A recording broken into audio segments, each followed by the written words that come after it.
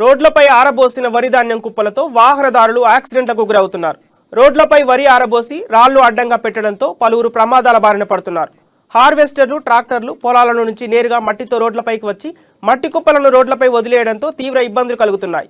బీర్కూర్, బాన్స్వాడకు వెళ్లే రహదారిపై ఇవి ఎక్కువగా కనబడుతున్నాయి. దీంతో పాటు లారీలు కూడా ఎక్కువ సంఖ్యలో వెళ్తుండటంతో ప్రమాదాలు జరిగే అవకాశం ఉందని ప్రజలు ఆవేదన వ్యక్తం చేస్తున్నారు.